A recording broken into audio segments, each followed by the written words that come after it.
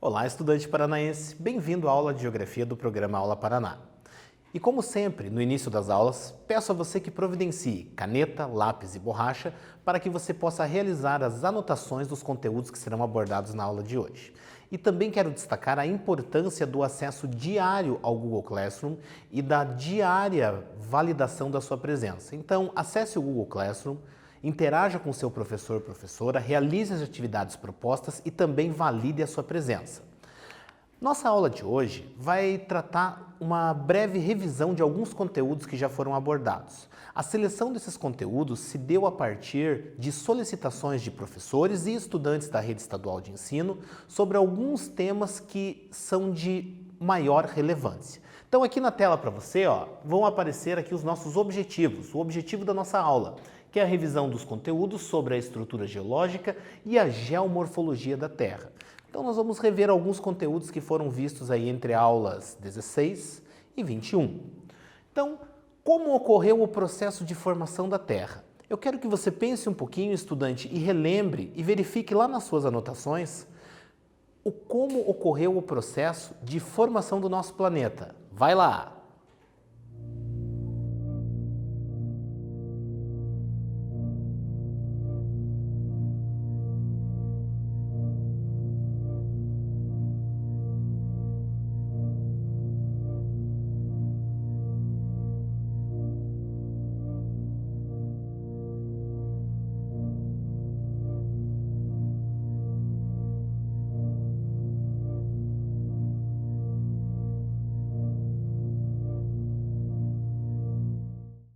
Muito bem, então está ali na tela como ocorreu o processo de formação do nosso planeta. Não sei se você consegue se recordar, mas a gente falou que o nosso planeta ele se formou há aproximadamente 4,5 bilhões de anos, conforme você pode visualizar aqui.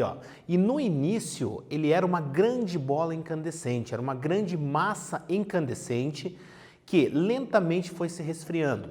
E esse processo de resfriamento ocorreu de fora para dentro. Acompanhando ali na tela, após milhões de anos a formação da Terra, ela entrou num processo de resfriamento gradativo. Originou-se uma estreita camada de rocha em todo o planeta. O que isso significa?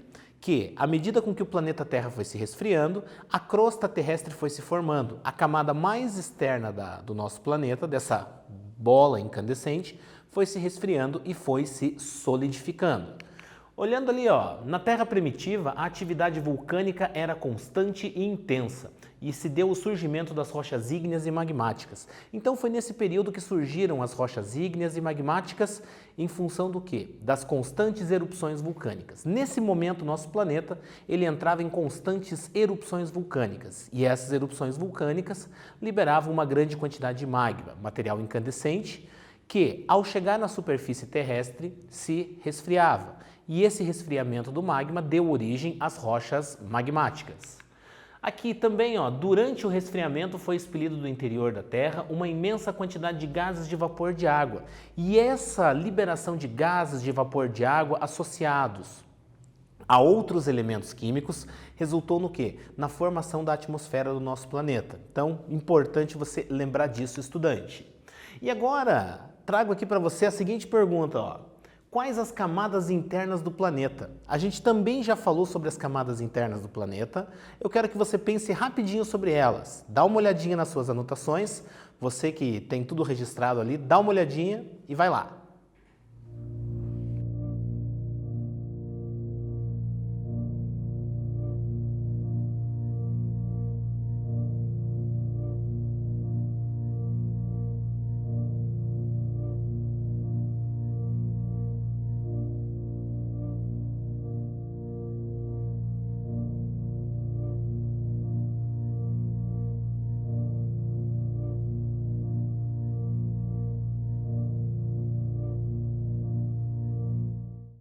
Muito bem, estudante. Camadas internas do nosso planeta. Acompanha ali, Crosta, manto e núcleo. Então, a crosta sendo a camada mais superficial do nosso planeta, o manto sendo a camada intermediária e o núcleo sendo a camada central do nosso planeta. A exemplo do que você vai ver na ilustração a seguir. Olha aqui, ó. Então nós temos a crosta terrestre, conforme você pode visualizar ali, nós temos os oceanos, os continentes sobre a crosta terrestre. Nós temos o manto, que é essa camada intermediária, e o núcleo, que pode ser dividido em núcleo externo e núcleo interno. Importante a gente destacar que o nosso planeta ele realizou o processo de resfriamento de fora para dentro. As camadas internas do nosso planeta ainda apresentam temperaturas bastante elevadas. E agora a nossa primeira atividade. É aquele momento onde você vai anotar no seu caderno o exercício, vai respondê-lo para que depois você possa interagir com o seu professor. E um recado muito importante para você, estudante. Você que está acompanhando as aulas apenas pela televisão, você que não está conseguindo acessar o ambiente do Google Classroom por não dispor de um equipamento de celular ou não ter acesso à internet na sua localidade, você deve realizar a anotação dos exercícios propostos no seu caderno e periodicamente entrar em contato com a sua escola e encaminhar esses exercícios para que o seu professor ou professora possa validar a sua participação nesse processo das aulas remotas. Então a atividade está na tela. Em seu caderno, faça um desenho que represente as camadas internas da Terra e descreva as suas características. Importante, estudante, você vai fazer um desenho que mostre crosta, manto e núcleo, mostre as estruturas internas do nosso planeta e é bastante importante que, ao término dessa atividade, você que está interagindo com o seu professor no Google Classroom, que você tire a foto e anexe essa atividade lá no Google Classroom. Caso você não esteja utilizando o Google Classroom, é importante que você encaminhe essa atividade para a sua escola ou colégio para que o seu professor ou professora possa verificar essa atividade e atribuir uma nota para a sua participação e pela correta realização da atividade. Então o tempo está na tela, vai lá, estudante!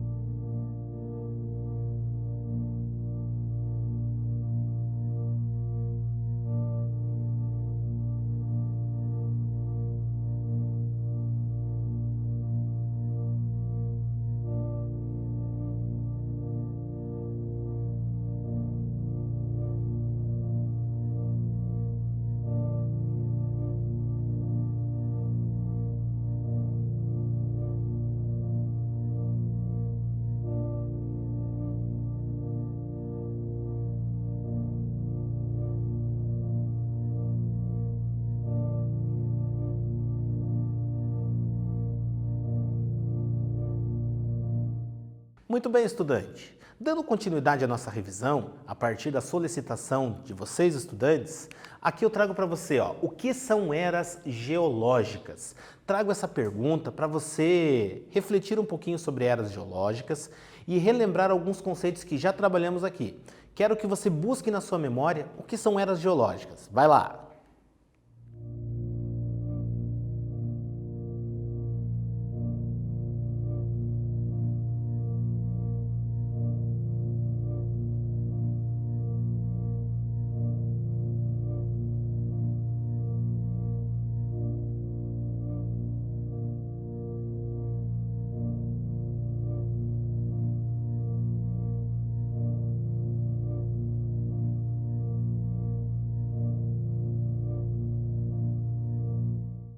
Muito bem, estudante. O que são eras geológicas? Aqui, na tela. São eras geológicas as diferentes eras correspondentes a grandes intervalos de tempo dividido em períodos. O que acontece quando nós estamos falando em eras geológicas? São períodos do processo de formação do nosso planeta. Então, como a história do nosso planeta ela é bastante grande, ela data aí de 4 bilhões e 500 milhões de anos, nós dividimos em eras, que são grandes períodos geológicos, onde ocorreram alguns eventos marcantes, desde a formação da crosta terrestre, surgimento de seres vivos. Então, nós dividimos a história geológica. E atenção, estudante, como eu sempre digo para você, não confunda história da civilização com história geológica. A história geológica, ela é desde o início da formação do nosso planeta até o dia de hoje. A história da civilização é apenas dos seres humanos. Então, nós vamos encontrar períodos bastante distintos. História da civilização, tratado na disciplina de História. História geológica, tratado também na disciplina de Geografia. Dando continuidade aqui, a gente vai ter outra pergunta. Como nós podemos classificar as estruturas geológicas da Terra? Como que a gente vai poder dividir essas estruturas geológicas, essas diferentes estruturas que existem no nosso planeta? Pensa aí.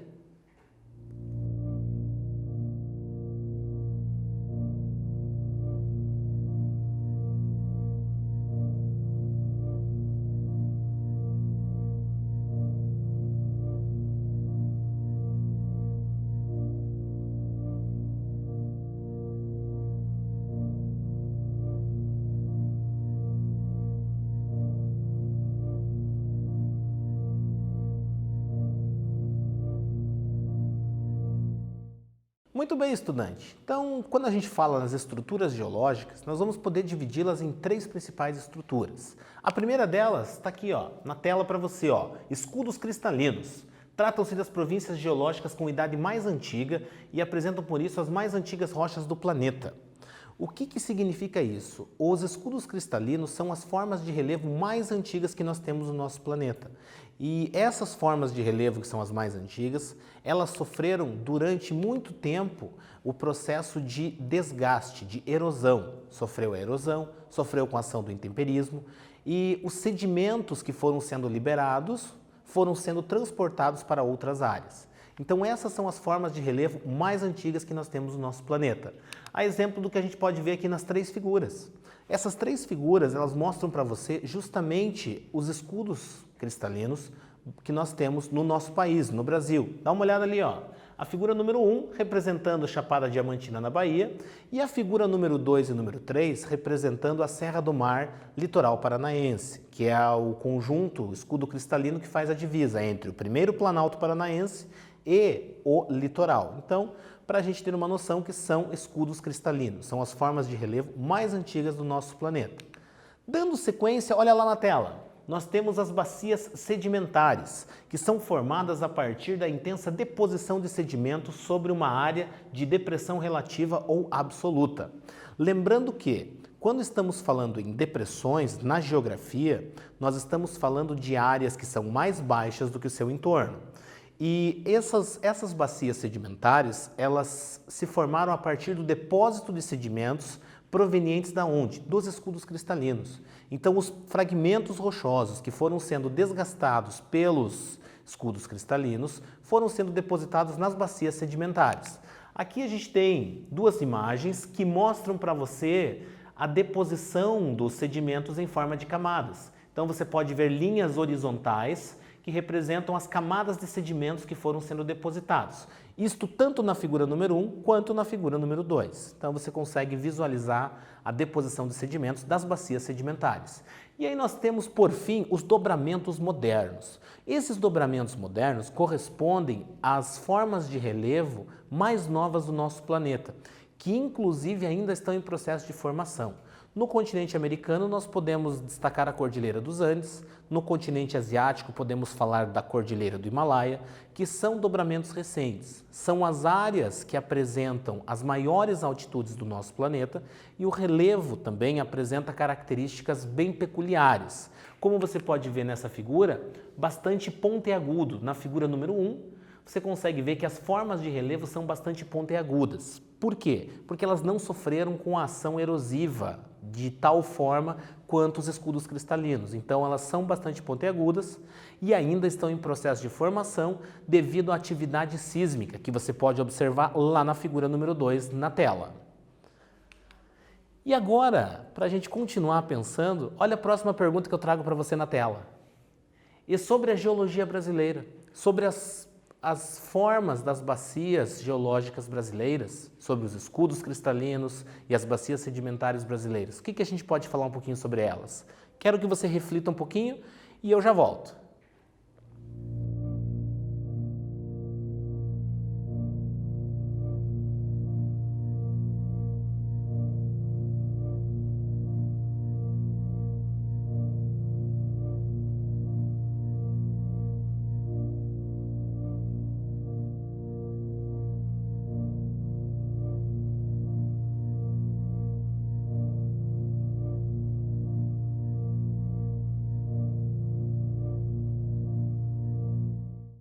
Muito bem, estudante. E sobre a geologia brasileira, dá uma olhada nesse mapa que vai aparecer para você na tela. Observe que nós temos algumas áreas que estão em verde, que correspondem às bacias sedimentares, e outras áreas que estão na cor laranja, que correspondem aos escudos cristalinos. E observe que do lado direito do mapa, você consegue visualizar ali, ó, que os escudos cristalinos correspondem a cerca de 36% do território brasileiro e as bacias sedimentares correspondem a cerca de 64% do território brasileiro.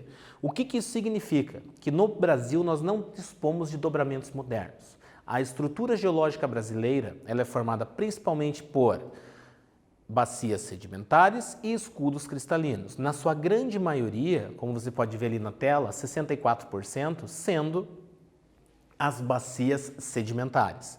E essas bacias sedimentares, elas receberam sedimentos da onde? Dos escudos cristalinos que estão em volta delas. Então, se você olhar na tela, lá com bastante atenção, e localizar a bacia amazônica na porção norte do mapa, parte superior, você vai ver que ela está cercada pelo escudo das Guianas e o escudo do Brasil Central.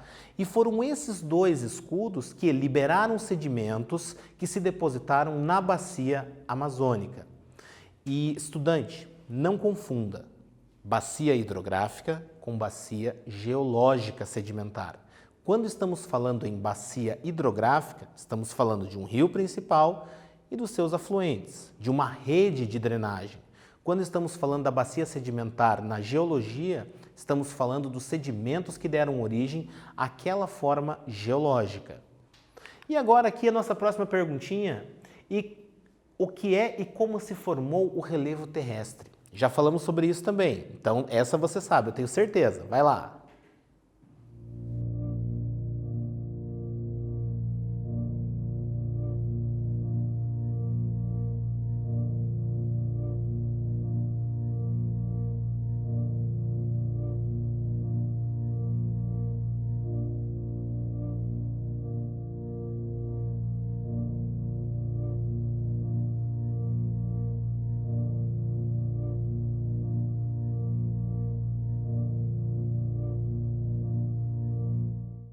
Muito bem, estudante. Então, o que é e como se formou o relevo terrestre? Dá uma olhada ali, eu trago para você a definição de relevo.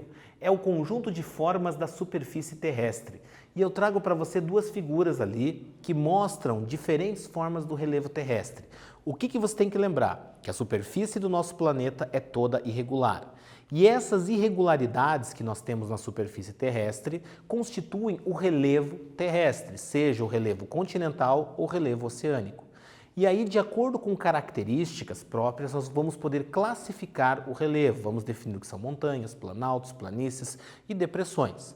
Mas o importante é a gente saber que o conjunto de ondulações ou as formas da irregularidade da superfície terrestre recebem a denominação de relevo.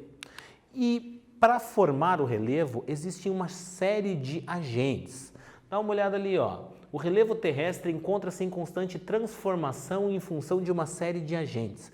Então, nós vamos ter forças que vão ser responsáveis por formar e por transformar o relevo terrestre, por moldar as irregularidades da superfície terrestre e também por transformar essas irregularidades presentes na superfície terrestre.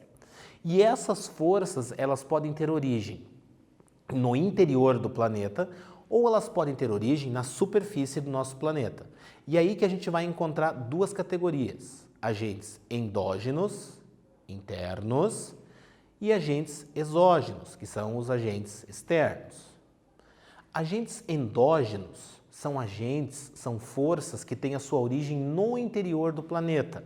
A exemplo da movimentação das placas tectônicas, da atividade sísmica, que resultam nas transformações da superfície terrestre. Não esqueça também das erupções vulcânicas, pois elas também têm sua origem no interior do planeta. Já as atividades exógenas, os agentes exógenos, que são os agentes externos que modificam o relevo, têm a sua origem na superfície terrestre. Dando uma olhada aqui, ó, já trago para você, revisando aqui, agentes internos, as placas tectônicas, vulcões, abalos sísmicos, e os agentes externos, que podem ser a água, o vento e o intemperismo. A ação da água, seja água de rio, água de chuva, derretimento de gelo, neve, todas essas condições da água são agentes transformadores do relevo. Nós temos o vento também que irá transformar o relevo e também o intemperismo, que pode ser físico, pode ser químico ou pode ser biológico. E todos esses agentes têm a sua origem na superfície terrestre. Então dá uma olhada aqui, ó. Nós temos aqui erosão formada por meio de água, de chuva, água de rios, nós temos ali o ser humano, nós temos a água dos oceanos, que é a água dos oceanos que vai batendo contra as rochas e vai desgastando elas, tanto pela ação mecânica quanto por processos químicos relacionados ao teor de salinidade da água do mar. Então aqui algumas imagens para que você consiga refletir um pouco sobre os agentes externos de modificação do relevo, também chamados de agentes exógenos. E agora aqui, ó, estudante, você percebe a importância do solo na sua vida? Continuando a nossa revisão a partir de alguns temas que foram solicitados, um dos assuntos que também foi solicitado é uma revisão sobre solos. Então eu quero que você, estudante, pense rapidamente um pouquinho sobre solos, sobre aquilo que você acha que é importante de solos, sobre o que nós já tratamos aqui a respeito de solos.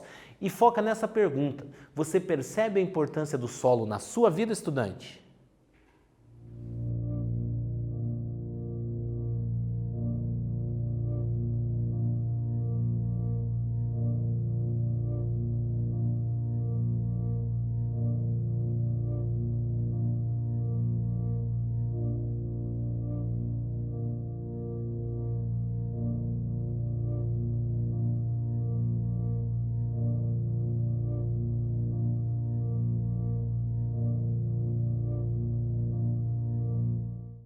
Muito bem, estudante. Refletiu um pouquinho sobre a nossa pergunta? Então, olha aqui a definição de solos. Trata-se de um recurso renovável, ou seja, o solo é um elemento que pode ser, por diversas vezes, utilizado pelo ser humano com as mais diversas finalidades. Então, o solo, como a gente já falou, ele é um elemento, é um recurso natural, ele é um recurso renovável, que é utilizado por nós, seres humanos, para uma infinidade de atividades, sejam atividades econômicas, sejam atividades de lazer, nós temos uma infinidade de atividades relacionadas ao uso do solo. E o que nós temos que ter muito claro? Que o mau uso do solo prejudica a vida que existe no solo.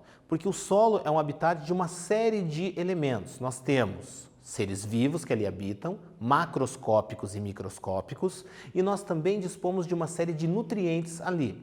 E se nós fizermos um uso descontrolado, um uso irracional do solo, nós estaremos comprometendo tanto os seres vivos quanto os nutrientes.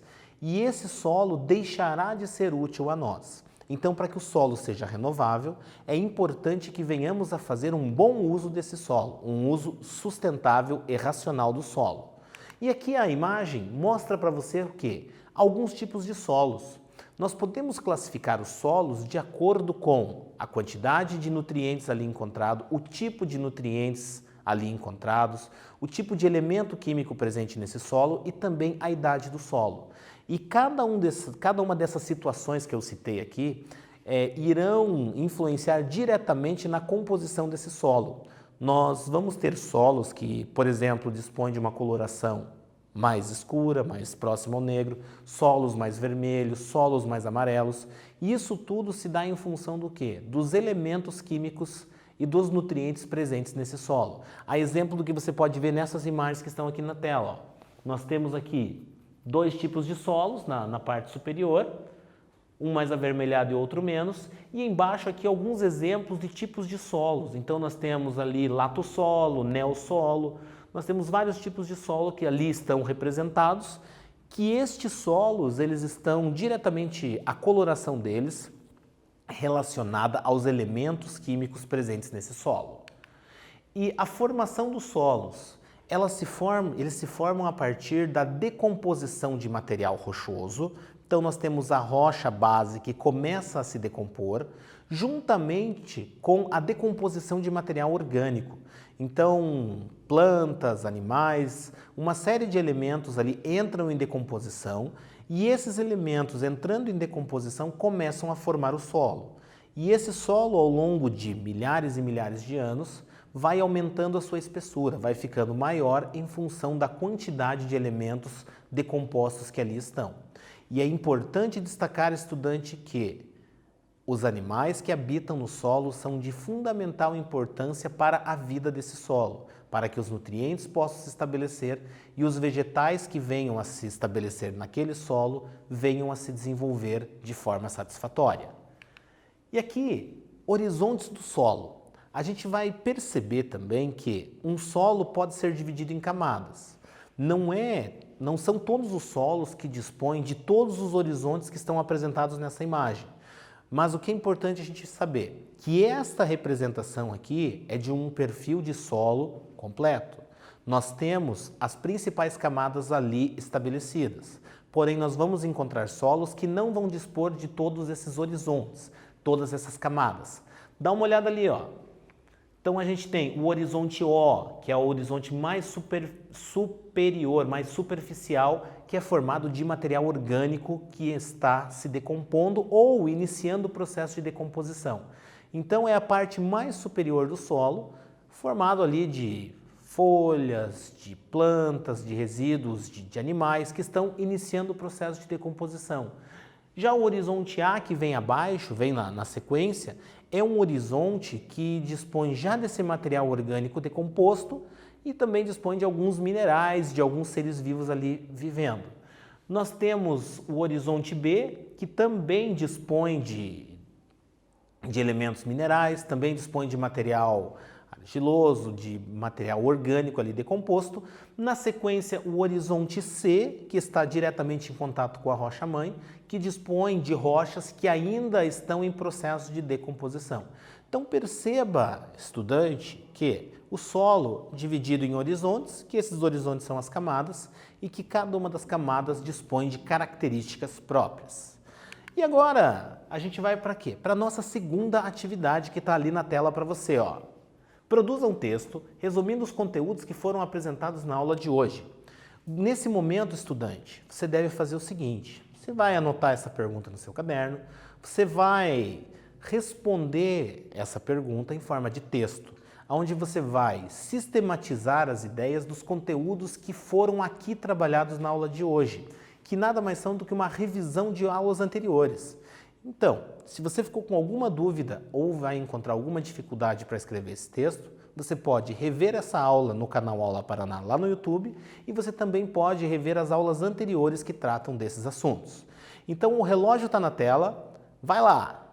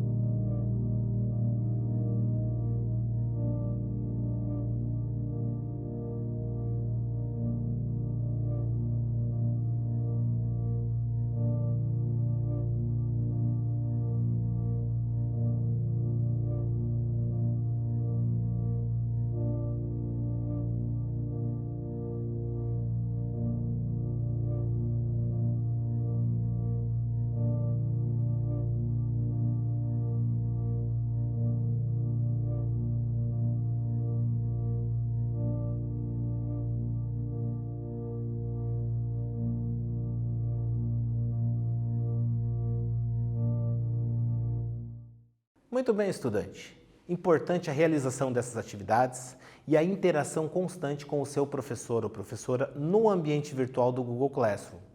E você que não tem acesso ao Google Classroom por alguma questão, é importante que você entre em contato com a sua escola, com o seu colégio, com a equipe pedagógica que atende no seu estabelecimento de ensino, para que você possa encaminhar as atividades para a escola ou colégio e depois o seu professor possa validar a sua frequência nesse período de quarentena que estamos vivendo.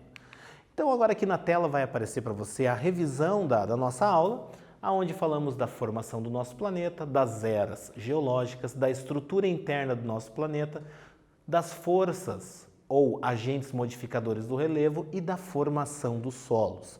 Foram os conteúdos trabalhados nessa nossa aula de hoje, que foram conteúdos que foram solicitados por estudantes e professores da rede para a Secretaria de Estado da Educação e do Esporte. Então, a equipe selecionou alguns assuntos que estamos revisando hoje. Quero, antes de me despedir, agradecer muito a participação de professores, de equipes pedagógicas, das direções das escolas e colégios do Paraná e também de todas as famílias que estão envolvidas nesse processo junto com você, estudante que está acompanhando essa aula. Quero agradecer a toda a equipe técnica, agradecer a nossa intérprete de Libras, Elaine, que está aqui do lado direito da tela. Muito obrigado.